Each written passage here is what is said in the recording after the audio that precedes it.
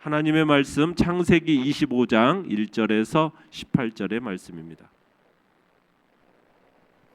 창세기 25장 1절에서 18절의 말씀 우리 한 목소리로 같이 읽겠습니다. 창세기 25장 1절에서 18절의 말씀입니다. 우리 한 목소리로 같이 읽겠습니다. 시작. 아브라함이 후처를 맞이하였으니 그의 이름은 그두라라. 그가 시므란과 욕산과 무단과 미디안과 이스박과 수아를 낳고 욕산은 스바와 드단을 낳았으며 드단의 자손은 아수르 족속과 르두시 족속과 르움미 족속이며 미디안의 아들은 에바와 에벨과 한옥과 아비다와 엘다아인이 다 그두라의 자손이었더라.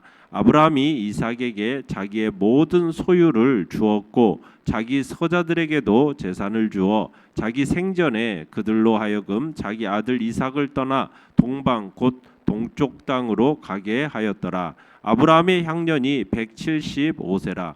그의 나이가 높고 늙어서 기운이 다하여 죽어 자기 열조에게로 돌아가매 그의 아들들인 이삭과 이스마엘이 그를 마므레 앞 헷족속 소알의 아들 에브론의 밭에 있는 막벨라 굴에 장사하였으니 이것은 아브라함이 헷족속에게서 산 밭이라. 아브라함과 그의 아내 사라가 거기 장사되니라. 아브라함이 죽은 후에 하나님이 그의 아들 이삭에게 복을 주셨고 이삭은 브엘라헤 로이 근처에 거주하였더라. 사라의 여종 애굽인 하갈이 아브라함에게 낳은 아들 이스마엘의 족보는 이러하고 이스마엘의 아들들의 이름은 그 이름과 그 세대대로 이와 같으니라. 이스마엘의 장자는 느바요시요 그 다음은 게달과 앗브엘과 미삼과 미스마와 두마와 마사와 하닷과 데마와 여둘과 나비스와 게드마니 이들은 이스마엘의 아들들이요 그 촌과 부락대로 된 이름이며 그 족속대로는 12 지도자들이었더라. 이스마엘은 향년이 137세에 기운이 다하여 죽어 자기 백성에게로 돌아갔고 그 자손들은 하윌라에서부터 아수르로 통하는 애굽 압술까지 이르러 그 모든 형제 맞은편에 거주하였더라. 아멘. 오늘 말씀의 제목은 하나님의 약속을 믿고 사명을 감당해 가라라는 제목으로 말씀을 나눕니다. 아브라함은 이삭이 결혼한 후에도 약 35년을 더 살았습니다. 35년. 그러니까 에서가 태어나고 야곱이 태어난 후에도 15년을 아브라함은 더 살았어요. 그러니까 아브라함은 이삭뿐만 아니라 야곱, 에서도 함께 동거하면서 손자들까지 같이 봤던 거죠. 그런데 창세기 기자는 이삭의 가정 이야기가 본격적으로 시작되기 전에 아브라함의 이야기를 딱 정리합니다. 그래서 아브라함의 나머지 여생과 죽음을 이곳에서 간략하게 기록하고 있는 거예요. 본문 1절로 4절을 보시면은 1절에서 4절을 보시면 리브가가 이삭의 아내가 된 후에 아브라함이 그두라라는 여자를 후처로 맞이하는 것을 보게 되죠. 그러면서 아브라함과 그두라 사이에 아들이 태어나는데 몇 명이 태어났습니까? 6명이 태어났어요. 6명. 이름이 시므란, 욕산, 무단, 미디안, 이스박 그리고 수아 이렇게 얻었습니다. 이들은 오늘날 아람 민족을 형성하고 있습니다.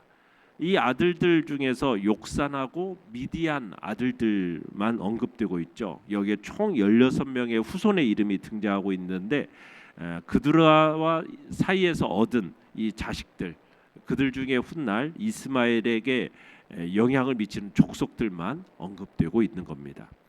자, 내용 관찰 문제 1번 보시면은 자, 아브라함은 후처 그두라를 통해 얻은 아들들에게 무엇을 합니까? 자, 5절과 6절을 다시 한번 읽어보겠습니다. 시작. 아브라함이 이삭에게 자기의 모든 소유를 주었고 자기 서자들에게도 재산을 주어 자기 생전에 그들로 하여금 자기 아들 이삭을 떠나 동방 곧 동쪽 땅으로 가게 하였더라. 자, 죽기 전에 아브라함은 이삭에게 가나안 땅에 대한 언약을 비롯해서 모든 소유를 물려줍니다. 그리고 후처 그두라의 자식들에게도 재산을 각각 제 몫을 따라서 나누어 주고 아브라함 생전에 그들이 이삭을 떠나서 살도록 했어요. 그들로 떠나게 했다 이 말이요, 단순히 떠나가게 한 게 아니라 그들의 의지와 무관하게 단호한 의지로 그들을 쫓아내버렸다 이런 의미입니다.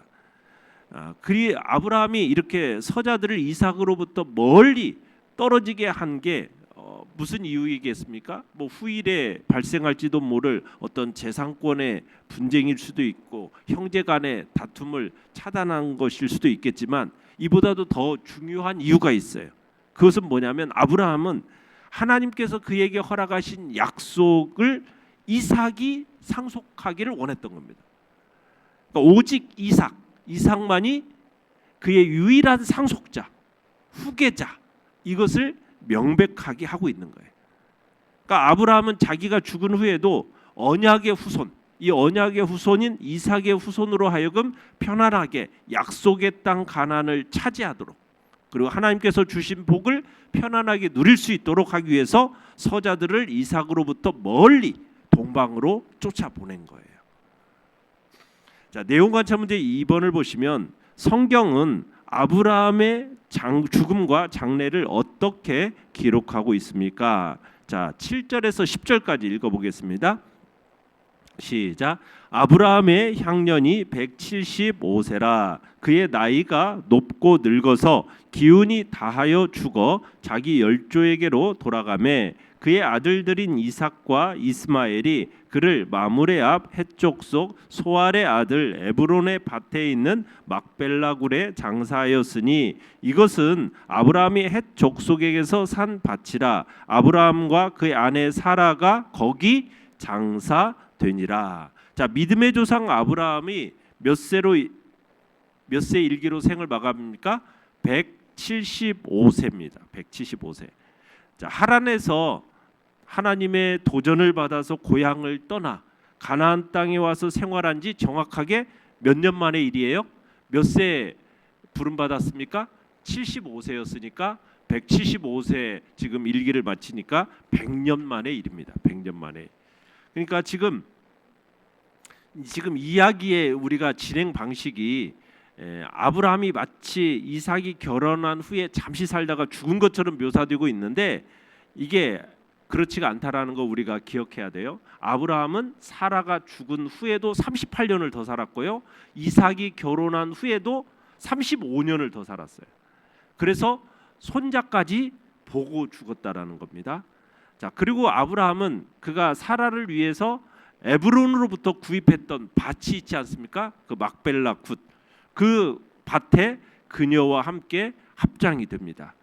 그리고 이삭과 이스마엘이 그의 장례를 치르게 되고요. 아브라함은 그 죽음으로 이제 한 세대가 막을 내리게 됩니다. 자, 연구와 묵상 문제 3번을 보시면은 아브라함이 헷 족속에게서 밭과 막벨라 굴을 사서 그곳에서 장사된 사실이 자세히 기록된 이유는 무엇입니까? 자, 아브라함이 헷 족속에서 산 그 밭 그리고 막벨라 굴, 이건 극히 일부지만 하나님께서 약속하신 땅이었기 때문입니다. 하나님께서 약속하신 땅. 하나님께서 아브라함에게 주신 이 약속이요, 이삭을 통해서 계속 이어져 가고 성취되다가 여러 세대에 걸쳐서 전해지다가 마침내 예수 그리스도께서 다시 오실 때 완성되거든요. 그러니까 아브라함의 이 신앙은 어디에서 요약될 수 있느냐? 이 막벨라 동굴로 요약이 될 수가 있어요. 아브라함의 신앙은 막벨라 동굴로 요약이 될 수 있어요. 그러니까 아브라함은 앞으로 믿음으로 만들어질 하나님의 나라를, 그 하나님의 나라의 어떻게 보면 징검다리로 이 막벨라 동굴을 정했던 겁니다. 징검다리로. 자, 그다음에 이제 11절로 가보셔서 11절 읽어보겠습니다. 시작. 아브라함이 죽은 후에 하나님이 그의 아들 이삭에게 복을 주셨고 이삭은 부엘라헤로이 근처에 거주하였더라. 자, 아브라함이 죽은 후에 하나님은 이제 이삭을 통해서 그 가문에 복을 주십니다. 그러니까 어떻게 보면 우리 모두 하나님을 경외하고 믿음의 유산을 남기는 부모로서 그 후대에 이르기까지 하나님의 복이 이어지도록 이게 하는 게 참 중요하다는 것을 우리가 다시 한번 봐요. 자, 그다음에 12절로 가보시면은 12절을 읽어보죠. 시작. 사라의 여종 애굽인 하갈이 아브라함에게 낳은 아들 이스마엘의 족보는 이러하고. 자, 아브라함이 첫 하갈을 통해서 낳은 아들 이스마엘의 후예 그리고 그들의 거주지가 이제 기록이 됩니다. 자, 아브라함의 죽음으로 이제 아브라함의 이 사이클이 딱 막을 내리는 이 순간에 그의 아들 이스마엘의 이 계보가 등장을 하고 있어요. 자, 이스마엘의 계보가 이 아브라함의 죽음에 관한 그 기록 직후에 기록된 건 뭐냐면 언약의 제 2세대인 이삭에 관한 이야기를 본격적으로 시작하기 앞서서 아브라함과 관련된 모든 이야기를 딱 정리하고 마무리하려고 지금 창세기 기자는 이렇게 기록하고 있는 겁니다. 그 후에는 이제 이스마엘과 관련된 계보는 더 이상 나타나질 않습니다. 이스마엘이 이제 아브라함의 언약의 상속자가 될 수 없다라는 것을 강조하기 위해서 이스마엘을 어떻게 12절에서 얘기하고 있느냐면 애굽인 하갈이 아브라함에게 낳은 아들 이렇게 지금 쓰고 소개하고 있죠. 이건 이제 이스마엘은 아브라함의 언약의 상속자가 될 수 없다라는 것을 강조하고 있는 겁니다. 비록 이스마엘은 언약의 상속자가 될 수는 없었지만 그래도 이스마엘도 아브라함의 아들이었기 때문에 하나님의 특별한 은총을 누렸던 사람이었던 거죠. 자, 그리고서는 12절에서 16절을 보시면 이스마엘의 아들들의 이름이 이제 딱 나오기 시작합니다. 하나님의 약속대로 이스마엘이 낳은 12아들들이 이제 그 숫자대로 12족속을 이루게 돼요. 그래서 이스마엘의 계보가 이제 장자 느바요스를 시작으로 해서 게달, 앗부엘, 밉삼, 미스마, 두마, 마사, 하닷, 데마, 여둘, 나비스, 게드마 이렇게 12이름으로 구성이 돼서 어떻게 보면은 이제 다른 계보들과 비교할 때 한 가지 특징이 있다면 이스마엘의 12아들들만을 쫙 나열하고 있다라는 거예요. 자, 그러면서 이제 12절로 18절을 보시면은 이제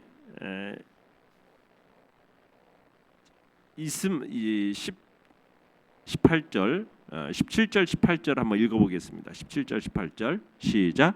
이스마엘의 향년이 137세에 기운이 다하여 죽어 자기 백성에게로 돌아갔고 그 자손들은 하윌라에서부터 아수르로 통하는 애굽 앞 술까지 이르러 그 모든 형제의 맞은편에 거주하였더라. 자, 이스마엘 자손은 하윌라로부터 이제 아수르로 통하는 애굽 앞 술 지방에 이르는 지역의 촌과 부락에서 이제 살게 됩니다. 방대한 아라비아 광야 지역에 분포하게 된 거예요.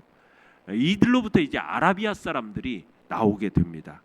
이 18절 하반절에 보시면 이런 표현이 있죠. 그 모든 형제의 맞은편에 거주했다 이런 표현이 있는데 이 말씀은 어떤 표현이냐면 서로 간에 이 대적하고 경쟁하는 관계를 유지했다라는 표현입니다. 서로 마주했다라는 이 표현이 맞은편에 거주했다라는 표현이 서로 대적하고 경쟁하는 관계, 그 관계의 긴장 속에서 대치하며 살았다라는 것을 의미하고 있어요. 이 말씀은 창세기 16장 12절에 하나님께서 일찍이 하갈에게 예언하신 말씀이 이루어지는 거예요.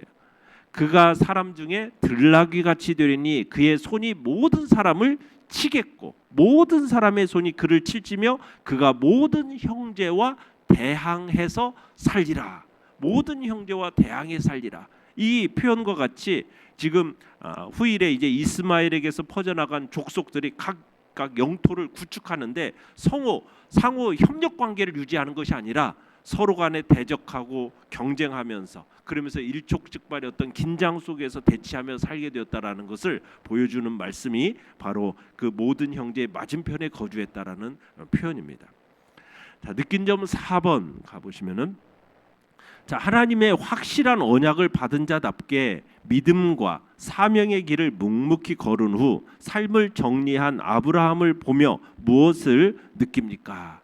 우리가 아브라함의 죽음을 보면서 느끼게 되는 것은 그도 역시 한 인간이었다. 그도 역시 한 인간이었다. 결국 한 시대의 인물일 수밖에 없다라는 사실을 우리는 느끼게 돼요. 한 시대의 인물일 수밖에 없구나. 아브라함도 역시 한 인간이었기 때문에 하나님 나라의 완성을 보지 못해요.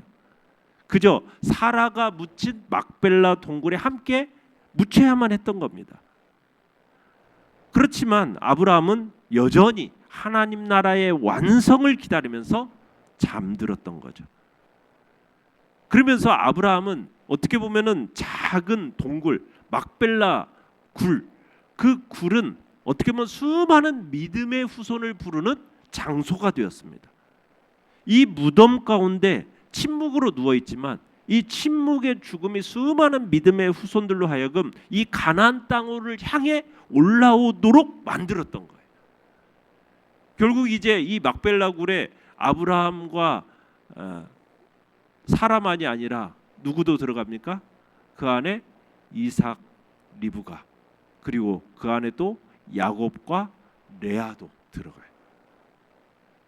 그러면서 그 막벨라 굴이라는 것을 징검다리로 해서 모든 믿음의 후손들이 그곳을 향해 올 수 있는 하나의 딱 그 자리를 만든 거예요. 그러니까 하나님의 나라는요, 혼자의 힘으로 만들 수 있는 게 아닙니다. 우리가 최선을 다해 사는 이유는 결국 뭐냐면 믿음의 후손들에게 좋은 징검다리 하나를 놓아주기 위한 거예요. 좋은 징검다리.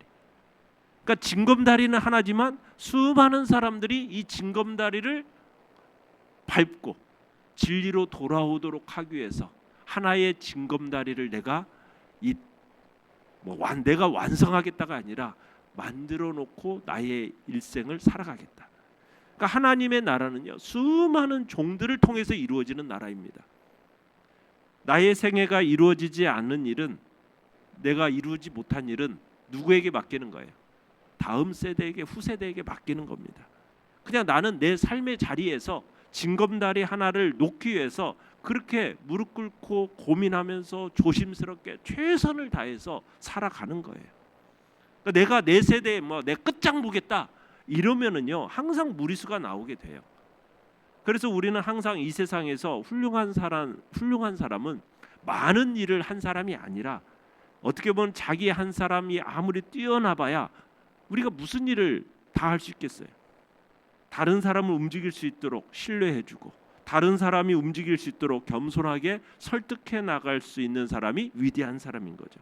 그래서 겸손과 사랑이 아니면은 아무도 움직일 수가 없습니다. 그래서 우리는 그날을 소망하면서 정말 약속된 땅에서 인내하고 맡겨진 사명을 위해서 순종하고 주님의 부르심을 기다리면서 살아가는 것입니다. 아브라함처럼 하나님의 확실한 약속을 받은 자답게 앞날을 걱정하기보다는 내게 주어진 믿음의 약속을 붙들고 믿음의 길을, 그리고 순종의 발걸음을 묵묵히 걸어가는 겁니다.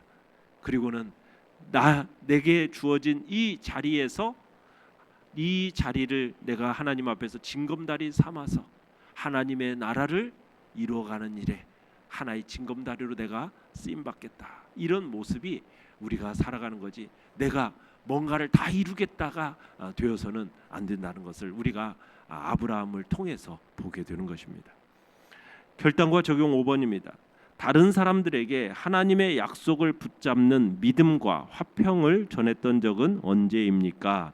하나님의 약속을 붙잡고 주어진 사명을 묵묵히 감당하며 자녀와 다음 세대에게 믿음을 전하기 위해 무엇을 실천하겠습니까?